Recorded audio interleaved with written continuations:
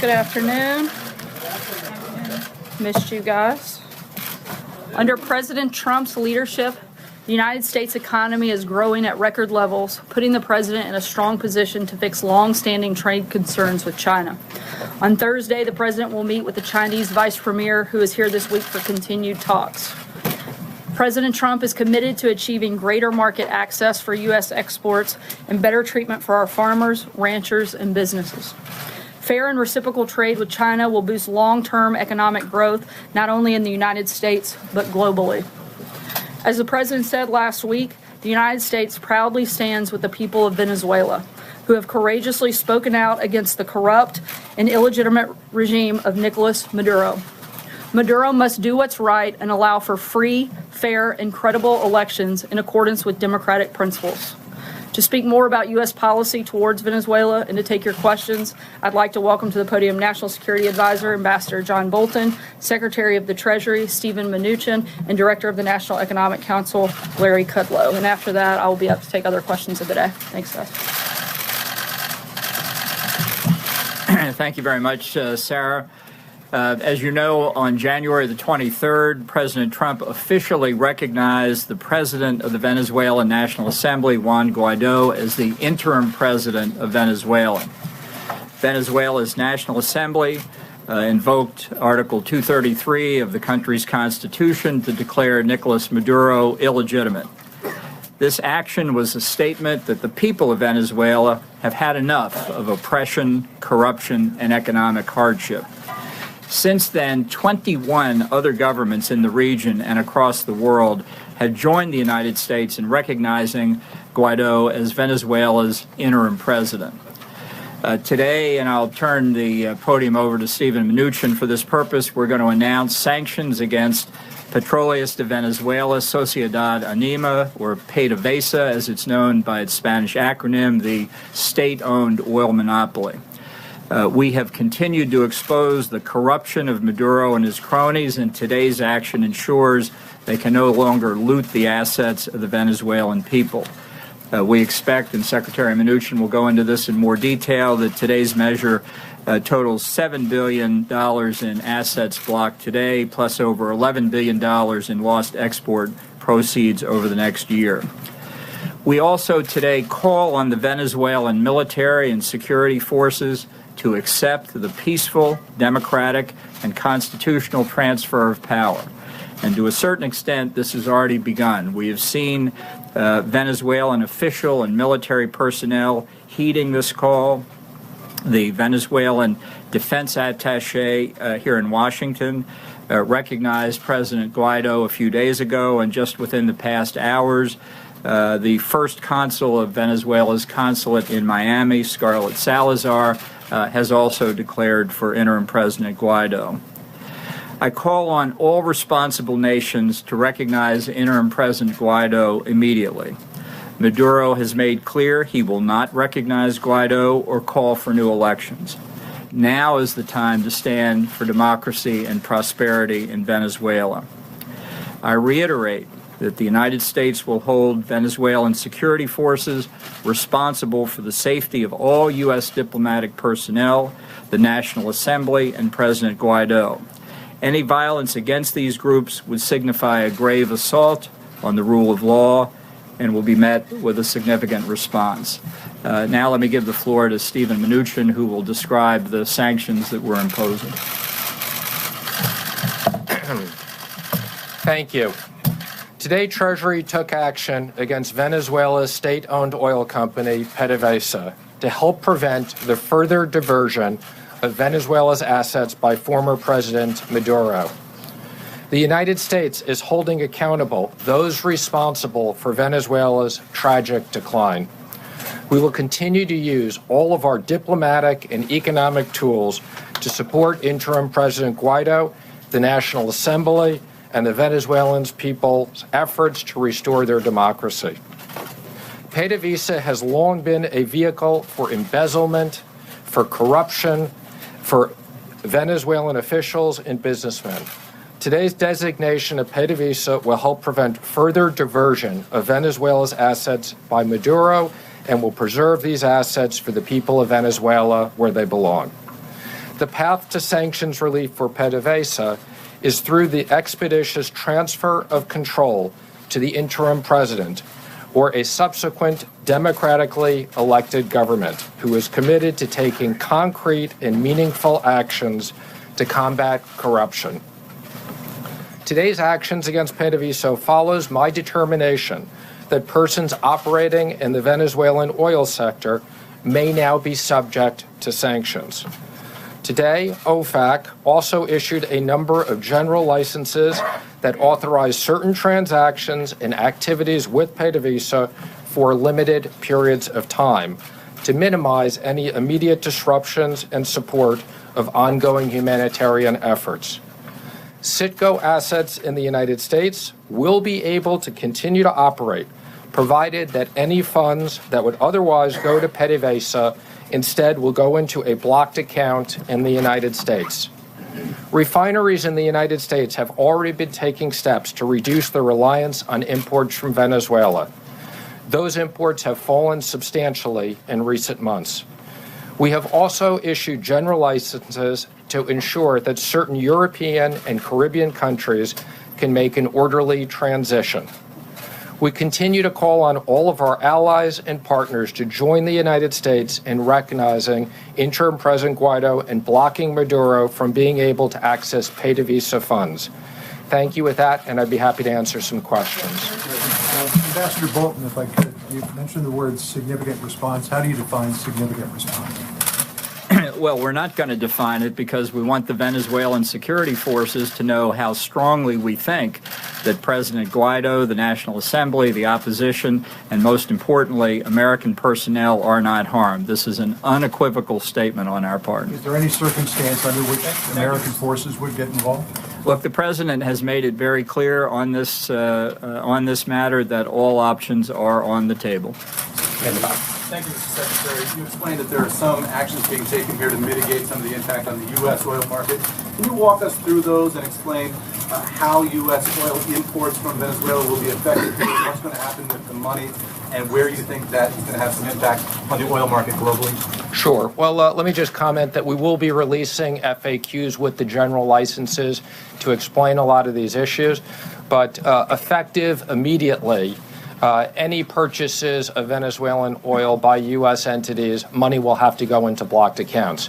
Now, I've been in touch with many of the refineries. There is a significant amount of oil that's at sea that's already been paid for. That oil will continue to come to the United States. If the people in Venezuela want to continue to sell us oil, as long as that money goes into blocked accounts, we'll continue to take it. Otherwise, we will not be buying it. And again, we have issued general licenses, so the refineries in the United States can continue to operate. So I expect in the short term very modest impacts on the U.S. refineries. We've been working with them closely on these issues. Did you walk the U.S. oil industry through what's going to happen here in advance, or are they hearing about this for the first time right now? They're hearing about this now, but I generally say we made a press release recently. I think we've indicated certain things, so we had not disclosed to anybody these sanctions in advance, but I think a lot of people have been preparing for this over the last month. With the blocked accounts, what would be the mechanism and what would be the timeline if there is this peaceful transfer of government?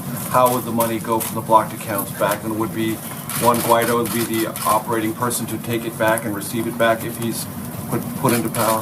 What's the mechanism? So let me just comment that in general, as we've said in the past, the purpose of sanctions is to change behavior.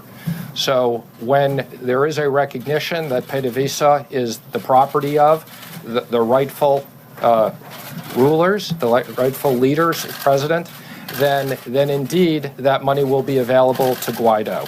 We will be working with them on the money in the blocked account and whether that can be used for them.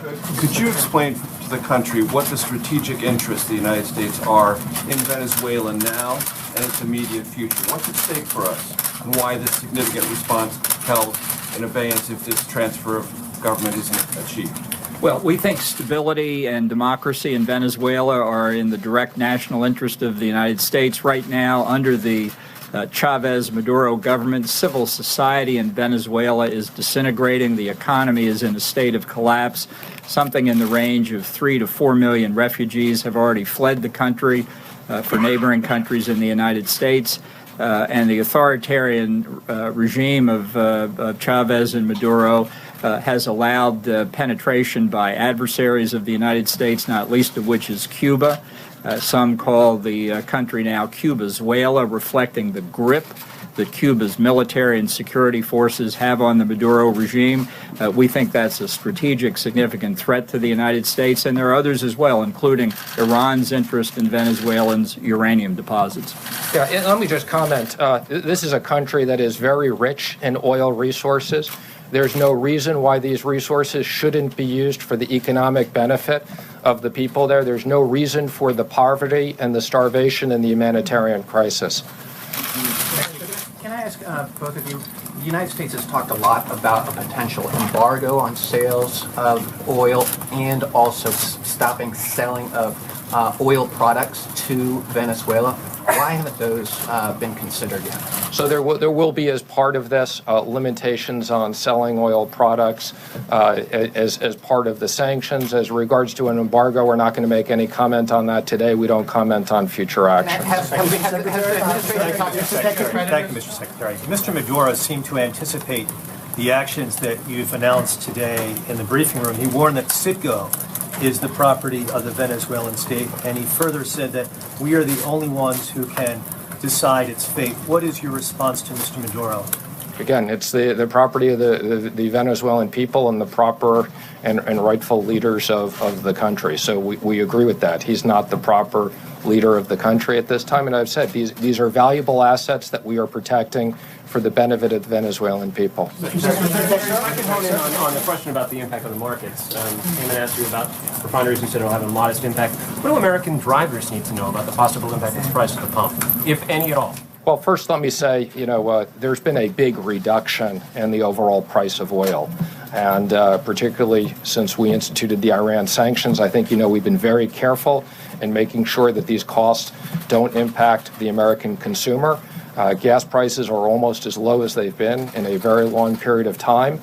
These refineries impact a specific part of the country, and I think, as you've said, we're very comfortable that they have enough supply that we don't expect any big impact in the short term. Do you feel that fact emboldens your position, or do you feel the United States is able to take these measures as a result of the low gas prices or low oil prices on the whole, and does that increase the United States' leverage in this debate? I would just say we are very determined, whether it's in the case of Iran or it's the case in here, to use sanctions, to use them in the right way. And we're very comfortable that we've coordinated with the Department of Energy and other people on this mechanism. Yeah, thank you, Mr. Secretary.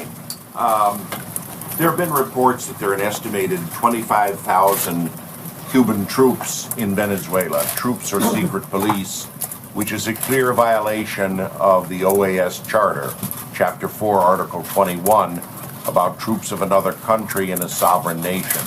Will the United States raise a complaint, if nothing else, with the Havana regime about troops in Venezuela? As you know, Secretary of State Pompeo addressed the OAS General Assembly a few days ago. We expect other meetings of the OAS on this and related subjects in the coming days because, as both Secretary Mnuchin and I have said, we know what the legitimate government of Venezuela is. And it's our mission now to make a full reality in Venezuela what the people of Venezuela themselves want. Do you have confirmation of that number? That's correct. We have you in the room here, if you don't mind me turning your attention to the talks that'll take place at the end of this week. The statement was put out just before you came out here, the talks with China. In your opinion, where does all of that stand right now? Are you comfortable with progress that's been made in the last couple of weeks? Larry Kudlow has said that the talks over the next couple of days will be determinative. Is that your assessment as well? I think we've had very productive conversations going back between the meeting between the two presidents, which was a very important time. I think, we sent a team over to Beijing There were very significant discussions for that period of time. We've had conversations since then. Ambassador Lighthizer and I are looking forward to the 2 day of talks. President Trump is going to meet with Vice Premier Leo He at the end of those. Now, let me just remind people, we do have another 30 days after this, so my expectation is that we'll make significant progress at these meetings, but I would just emphasize these are complicated issues. We have a timeline of how we've mapped out the 90 days. How much progress has been made in the last month, if you can sort of characterize it? Again, I would just comment that I think there's been significant movement, and we're working through what are still very complicated issues. Mr. Secretary, I want to go back to gas prices. Can you qualify and quantify? I understand that you're saying the gas prices are low now, but in the midst of this, with all of this that's happening in Venezuela, how long do you believe that the gas prices will move up to a modest impact on the oil industry? And can you quantify by how much? By cents, by tens of cents, or even by dollars? I mean, what is the modest impact that you're expecting? Sure. Well, let me comment that in general, I've said this before, markets are not always efficient. They move in different directions, so I want to be careful in not speculating on markets. I mean, I think kind of oil went up a lot right before the Iran sanctions. We were surprised that it went up so much. I think, President Trump had been on the phone with many world leaders and making sure there was ample supply. Prices came down. The U.S. is a big exporter of oil, so there's a balance here. But I think where oil prices are now reflect the supply and demand in the market. And as I've said, we're dealing with Venezuelan oil that is a rather modest part of our overall supply. Again, we're a net exporter of energy. We are particularly concerned that there were a handful of refineries that had a dependence on Venezuelan oil. I think they read the tea leaves. They reduced that dependence significantly along the way. Most of them have in the neighborhood of 10% or less of their dependence on Venezuelan oil. So I don't expect that people will see an impact on the gas pumps. Are you talking about sweet or sour crude from Venezuela? Sweet or sour crude? Again, I'm not going to get into all the specifics of the different oil markets, but let me just say that most of these refineries, this is about 10% or less. There's plenty of supply at sea that's already been paid for, so there's inventories. There's been excess oil. I'm sure many of our friends in the Middle East will be happy to make up the supply as we push down Venezuela's supply.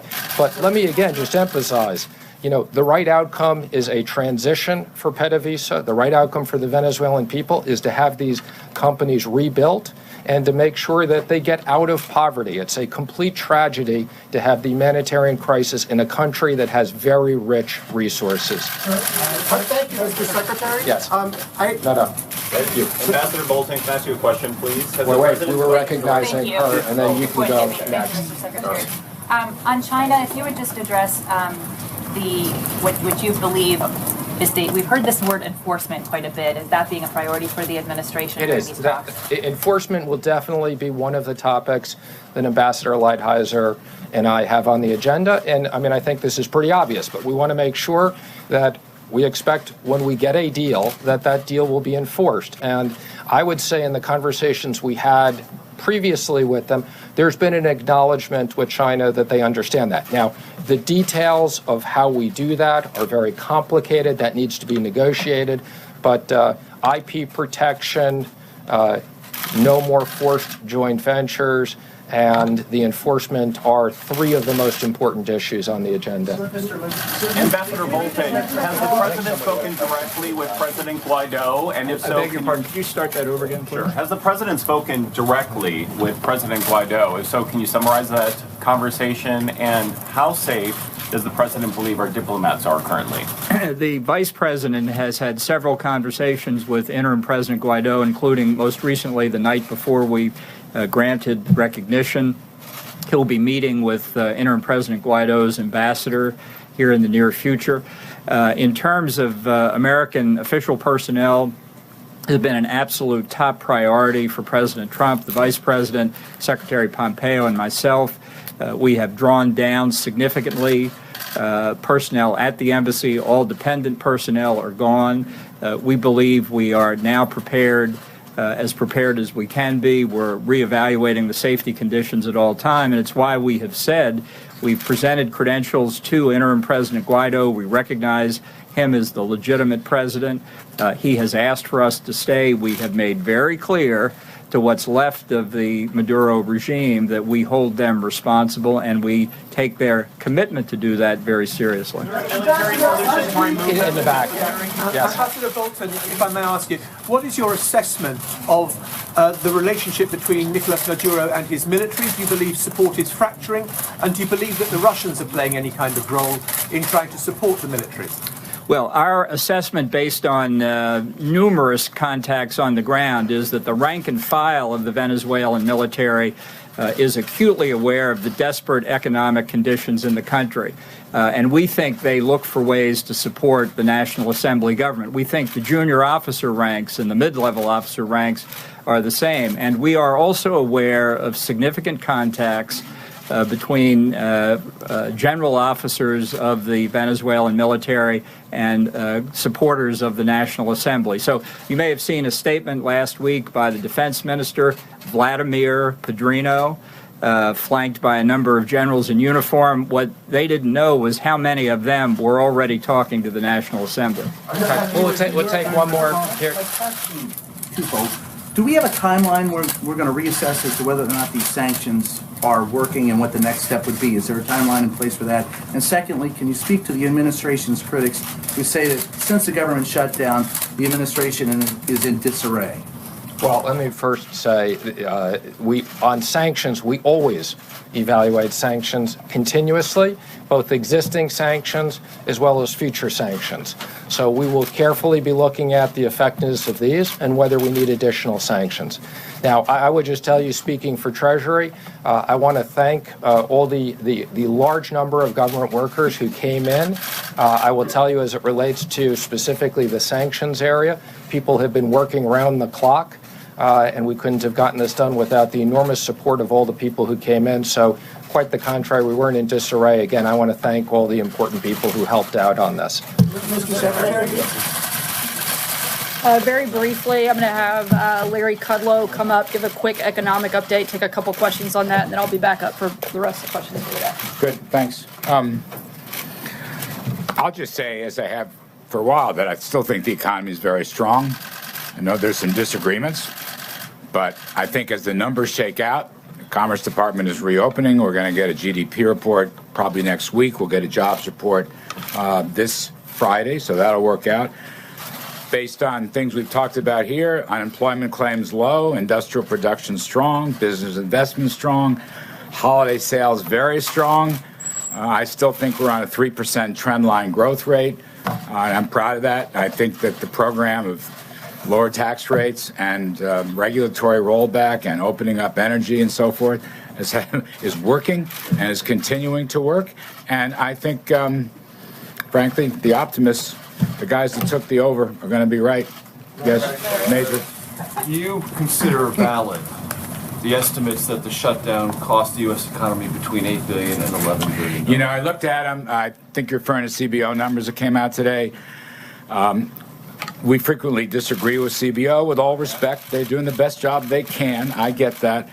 No, I don't. I won't acknowledge any of that right now. And you know, in a $20 trillion economy, it's awfully hard to make even the best guesstimates of those kinds of small fractions of numbers. That's what you're looking at here. Let's see how it rolls out. We'll get a GDP report in about a week for Q4. It'll take longer for the first quarter. As I've said many times, I think you have just a whole bunch of very temporary factors. And now that the government is reopened, the switch goes right back on. There's certainly no permanent damage to the economy. Larry. So I just, again, with the greatest respect to my friends at CBO who often disagree with us and do not acknowledge the importance of our pro-growth tax cuts, just to put an editorial in, no, I don't really agree. Sorry. Can I follow up and just say, from your economic perspective, how disruptive was this? Not at all? Look, the hardships for individuals was always the key problem here, in my judgment. And as Steve Mnuchin said and others, you know, I'm glad we're back to work. I'm glad all the federal employees, I'm glad all the people furloughed, TSA, you can go right down the line. I think those individual hardships were the biggest issue, and I think everybody's glad we can reopen and put folks back to work. Regarding the macroeconomy, Major, I don't think it was a factor. I just don't. So Larry, if the negotiations did not bear fruit and the government shuts down again, you have a lengthy shutdown, reopening, and then another shutdown, could that compound any economic effect or hardship effect on these federal employees? Yeah, I just don't want to speculate on what ifs.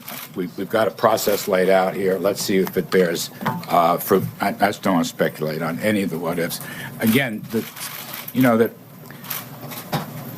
state of the economy, to me, my colleagues, Kevin Hassett and so forth, looks very strong. And I don't think that was disrupted. I don't. I know things have been written in their individual hardship cases. Again, I'll repeat that. But in the aggregate, the numbers we saw, low unemployment claims, unbelievably strong same-store retail sales, the industrial production number from the Federal Reserve, where business equipment went up for the 7th straight month.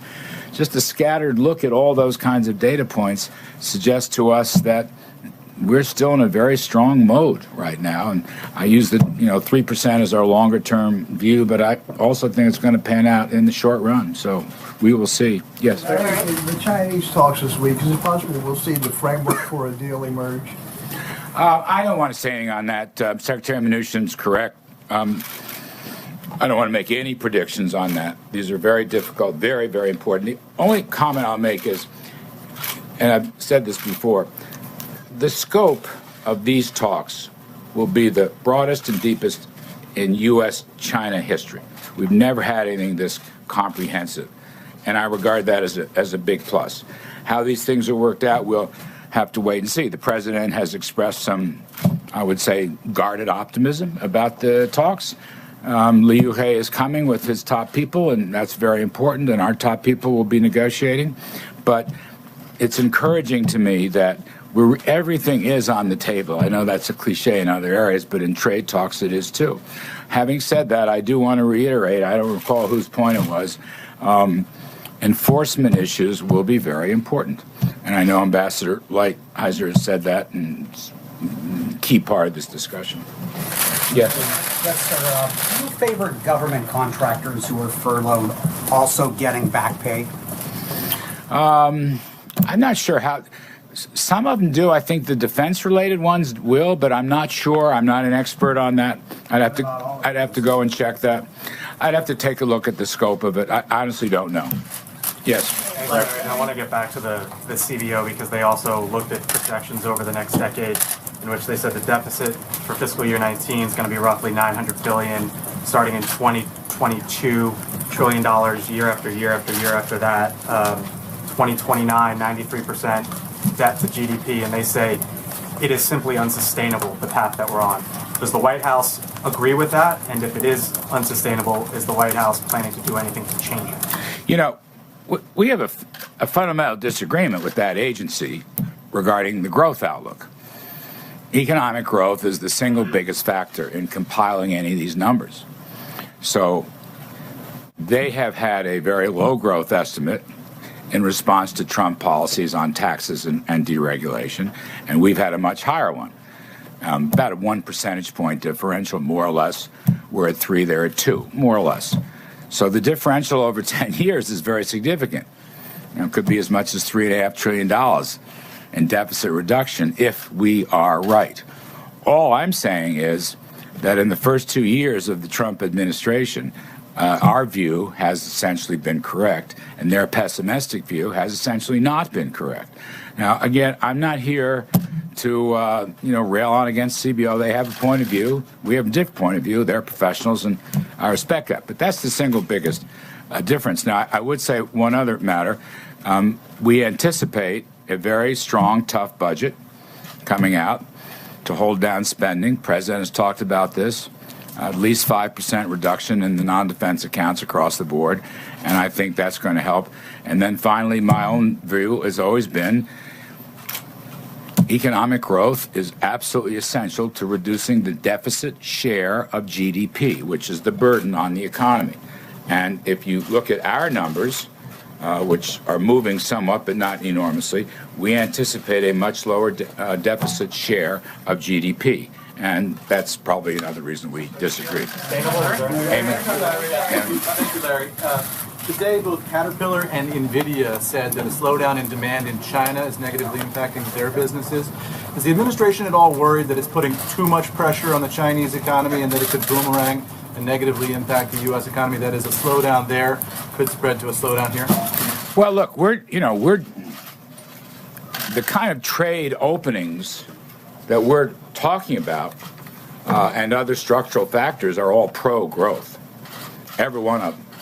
If the trade negotiations, turn out positively, insofar as lower barriers, let's say, and much better treatment of private property rights, and as Steve Mnuchin said before, very important, ending the forced transfer of technology, things like that. Look, we will export. I believe this strongly.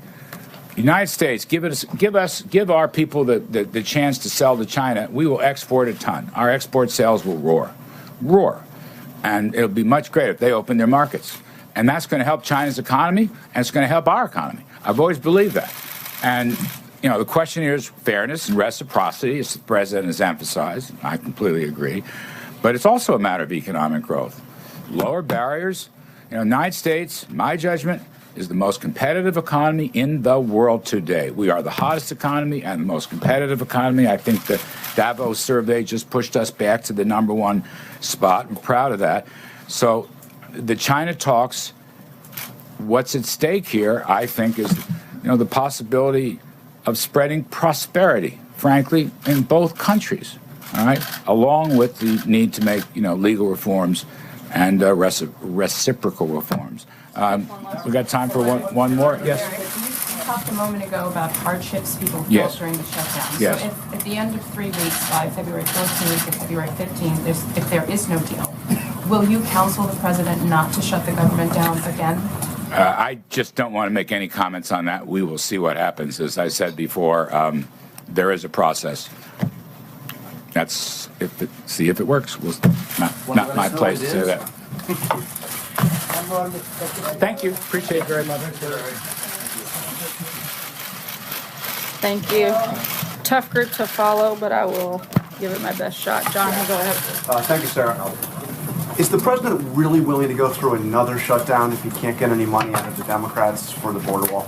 The president doesn't want to go through another shutdown. That's not the goal. The goal is border security and protecting the American people. Ideally, Democrats would take these next 3 weeks to negotiate in good faith, as they've indicated that they would, and come up with a deal that makes sense, that actually fixes the problem, so we don't have to go through that process. But what does he say to those like Republican Rob Portman and others who say that a shutdown should be taken off the table? In fact, to pass a law that basically says that shutdown can never be an option in the future. Would the president support that?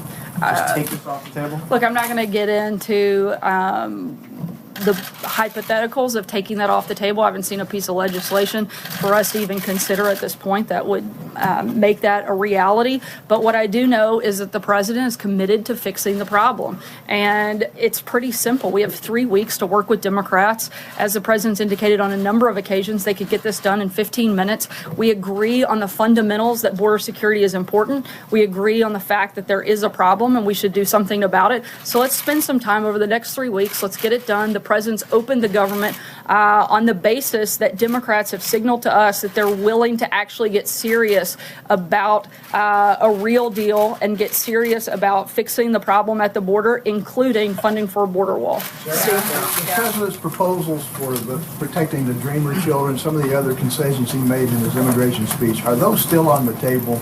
Look, I'm not going to negotiate here. That's why they have the conferences for congressional members to work through some of those things, come back to the president with a deal.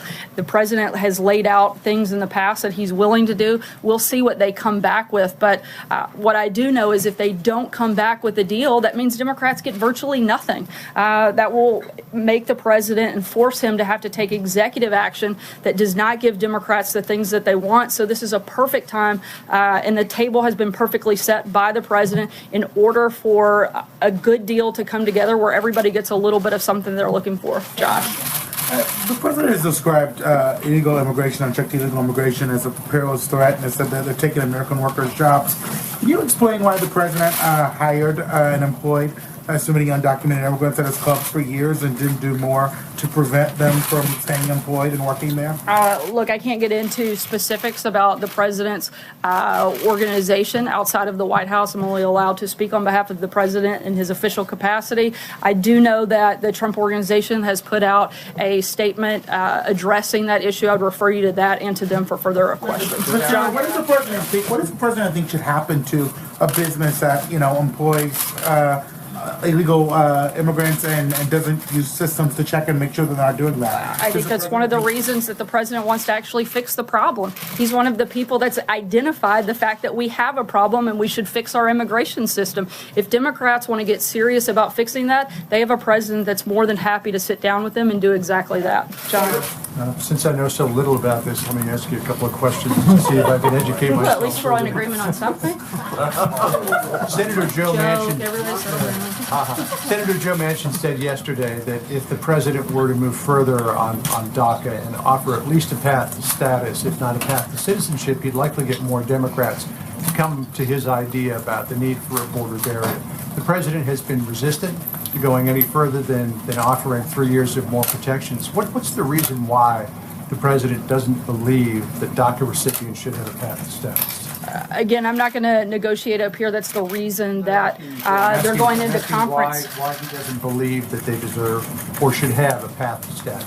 Again, I'm not going to get into negotiating immigration reform up here. That's why we have the conference. That's why the president has asked that that take place over these 3 weeks, whether or not that happens during this time or after. The focus of this right now is border security. We'd like to see that happen. And the president would love to deal with the overall problem of illegal immigration, fixing a number of the loopholes that would prevent some of those things from happening so that we can move forward with a system that actually works and functions. Sarah. And congratulations and welcome back. Thank you. You look more well rested than you should, but go ahead. What is the White House going to have a representative in these meetings, the conference committee on the Hill? I'm not aware of a specific White House attendee that would participate. Certainly will be engaged with members across the board, both those that are part of the conference as well as the back and forth that will take place before and after. What's your data point here?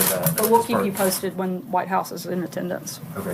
What's your data point here on the idea that Democrats are ready to, as you say, get serious about immigration reform? What is the signal that the president specifically got from Democrats?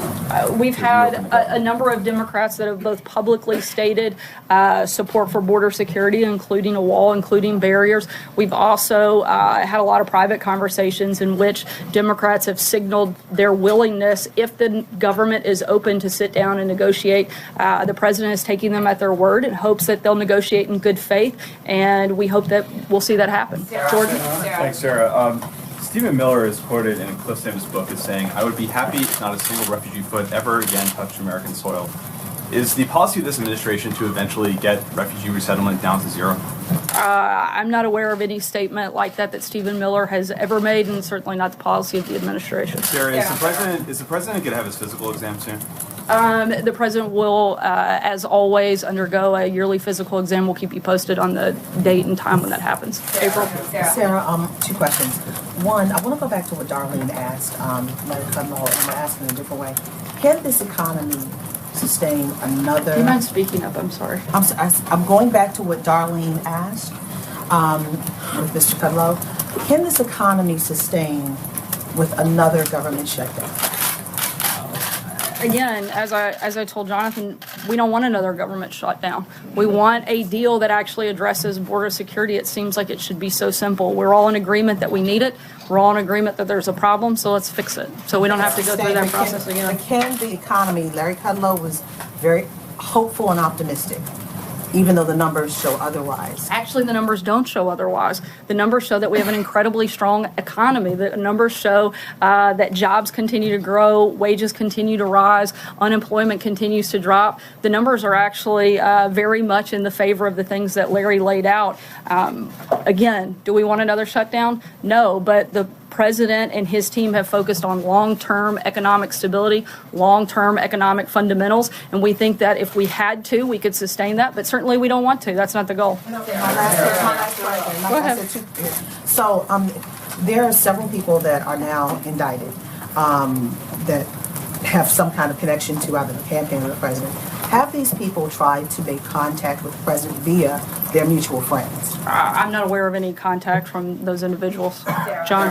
Thanks a lot, Sarah. On the State of the Union address that was supposed to take place tomorrow night, I know that House Speaker Pelosi said that she would extend an invitation to the president once the government has reopened. It's reopened. Has she extended an invitation to the president? Do you believe, Sarah, that she's acting in good faith in this regard? I certainly don't think she acted in good faith on the front end, considering she cited security concerns that didn't exist. But we're certainly hopeful that moving forward in the future that she will. The president, as he always does, looks forward to addressing the American people, and we'll do that as soon as that invitation is received. Francesca?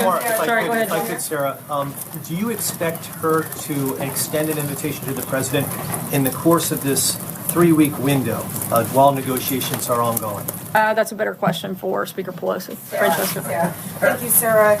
You're not exactly ruling out another shutdown, and many federal workers who came back today are concerned that there could be another shutdown. What's your advice or message to them in this 3 weeks? Should they be saving their money? Should they be concerned that they might not get another paycheck so soon? My advice would be to call your Democrat members of Congress and ask them to fix the problem so that we don't have to continue having this process, and so that we actually secure the border and protect American citizens. Steve. Subject, Sarah, the president tweeted over the weekend and said that he made no concessions whatsoever, but influential conservatives are saying that he has made concessions in this because he originally said that he would not sign any legislation that did not include money for the border wall, and then he went ahead and did that. And granted, it only keeps the government open for the next 3 weeks. He said he wouldn't do that either. And so how can the president say that he made absolutely no concessions to Democrats on this legislation? Because the negotiations are still ongoing, and I would argue that conservatives that actually have influence have supported the president throughout this process. They believe in border security. They believe in protecting Americans, just like the president, and they stand with him. Again, this is a simple fix. It's easy for Democrats to sit down and come to an agreement and work with us to get border security. John? Yeah, thank you, Sarah. The president has spoken increasingly of declaring a state of emergency after February 15th and using funds already there for the building of the wall under the aegis of national security and homeland security. Several conservatives who are normally supporters of the president warn not to go in that direction, that it would create too many problems with federal authority interceding with state authority. President Bush in 2005 wouldn't declare a state of emergency over Katrina because he did not want to get into that argument with governors. Has the president considered this and the criticisms and warnings of fellow Republicans, notably Senator Blunt of Missouri? Certainly the president listens to members of Congress as well as constituents across the country, but the president's number one duty and the number one responsibility he sees as commander-in-chief is protecting the American people. He sees the crisis at the border to be a real one. I don't think anybody in the country can argue the fact that there is a real problem at our border. It needs to be fixed, and the president's going to do what it takes to address it. Callie? Thanks. I have a question for you on the shutdown, but first I want to ask, has the president ruled out a pardon for Roger Stone? I'm not aware of that. Haven't had any conversations regarding that matter. Will you discuss it with him and let us know? I'm not going to get into that at this point, but if need be, we'll let you know. You talked about the possibility that the president may use his executive authority. He has put that option on the table many times, most recently Friday in the Rose Garden. If the president truly believes that what's happening is an emergency, why would he wait 3 weeks to declare it? Because it's real simple. As the president has said, as most of us in the administration have said on a number of fronts, the best fix is to be able to do it legislatively. But if Congress, particularly Democrats in Congress, would rather play political games and actually do their jobs and fix the problem, then the president will be forced to take a different path. Again, ideally that doesn't happen, but we'll see what happens. Legally, it's either an emergency, Sarah, or it's not an emergency. You can't can't have a half emergency, right? No, So which is it? you're missing the point. It is not just an emergency, it's a crisis at the border, both a national security and a humanitarian crisis. But there's a process in which the president wants to exhaust all options, primarily doing what we feel is the best one, which is a legislative fix. But if Congress doesn't do their job, then the president will be forced to make up for all of their shortcomings. Major. Two questions, Sarah. You talked about what you're not going to negotiate. I'd like to ask you, is the $5.7 billion request from the president non-negotiable? Again, I'm not going to negotiate from here. That's the whole point of the conference, is to iron out those details and come back to the president with a deal. At the end of the day, the biggest thing that has to happen is there has to be real and adequate funding for border security, including funding for a wall. And we'll see what the conference comes back with. That could be a number of possibly less than 5.7. Again, Major, I'm not going to negotiate with you. That's not my role. My job is to communicate where we are in the process, and right now we're in the process of letting the conference do its job, negotiate a deal, and come back to the president. Thank you, Sarah. Two questions. Thank you, Sarah. Two questions for you, if I may. First, on the government shutdown, the president made several promises to families, particularly those who had been affected by crimes committed by illegal immigrants, that they would have a wall at the end of this government shutdown, at the end of this promise. Can he maintain that promise that there will be, to those families, that there will be a wall on the southern border by the end of his first term? Again, as you know, the president and his administration have engaged and built roughly 100, or contracted to build roughly 115 miles of the border. This 3-week package that just passed, that Democrats actually voted for, included over $200 million in funding for the wall. And the president's not going to stop until the border is secure, and that includes having a border wall. Another question for you on Afghanistan. There's talk in Afghanistan by the U.S. envoy of a deal that would basically pull U.S. forces out of the country in exchange for a guarantee from the Taliban that there will be no terrorists who remain in the country. Is that a plan that has the White House's support? Is the president support that sort of plan? And would that be a victory for the United States after almost 17 years of war there? Our priority is to end the war in Afghanistan and to ensure that there is never a base for terrorism in Afghanistan again. Negotiations are going to continue. For anything specific, I can't get into that right now, but I refer you to the State Department beyond that. Sarah, thank you. Just to follow up quickly on your answer to Hallie, you said, I'm not aware of that, when asked if the president had ruled out a pardon for Roger Stone. So does that mean he hasn't ruled out a pardon? Again, I'm not aware of any conversation even regarding that or a need for it. Can you guarantee, Sarah, just to follow up, can you guarantee that the president won't pardon Roger Stone? Again, I'm not going to talk about hypotheticals that are just ridiculous of things I haven't talked about. Jim, go ahead. Crime to be in discussions with WikiLeaks. Never thought I would be shutting down one reporter to go to Jim Acosta, but here we are. Marco Rubio said over the weekend, Sarah, that working with WikiLeaks should be considered a crime. Does the president agree? I'm sorry, I didn't hear the last part. Marco Rubio said over the weekend that working with WikiLeaks should be considered a crime. Does the president agree? Look, I think every single outlet that you all represent looked for and searched for information that WikiLeaks was providing, including reporting on it. So I think there's a responsibility by members of the media. I'm not aware of anybody here ever working with WikiLeaks in any capacity, but I do know that every individual that represents a media organization here looked for that information. Most of you reported on that information, so I think you're just as accountable as anybody else in that process. Jim, go ahead. If I can jump in. Roger Stone last week, Paul Manafort, Michael Cohen, Michael Flynn. Are you concerned, is the president concerned, that as more and more of his associates, former aides, are brought into this investigation, are indicted, plead guilty in this investigation, that this presidency is in danger? Not at all. In fact, I think nothing could be further from the truth. The more that this goes on, the more and more we see that none of these things have anything to do with the president. In Roger Stone's case, the charges of that indictment have literally nothing to do with the president and have to do with his communications with Congress. So, in fact, I think the further we get into the process, the more and more we see that this has nothing to do with President Trump. Follow up on that, if I may. Can you assure the American people that during these conversations that Roger Stone had with WikiLeaks and individuals who were tied to the dumping of that material, that at no time the president had any interactions with Roger Stone that nobody close to the president had interactions with Roger Stone, who may have told the president what was going on in those conversations. All of this, when it comes to Roger Stone, is a complete surprise to the president. He didn't know about any of this. Is that what you're saying? What I can tell you is that the president did nothing wrong throughout this process, and the charges of the indictment against Mr. Stone have absolutely nothing to do with the president. Take one last question, Steve. Yes, Sarah. We're expecting in a few moments that the U.S. government will announce some criminal actions against Huawei, the Chinese telecom company, and we're just about to have this Chinese trade delegation here.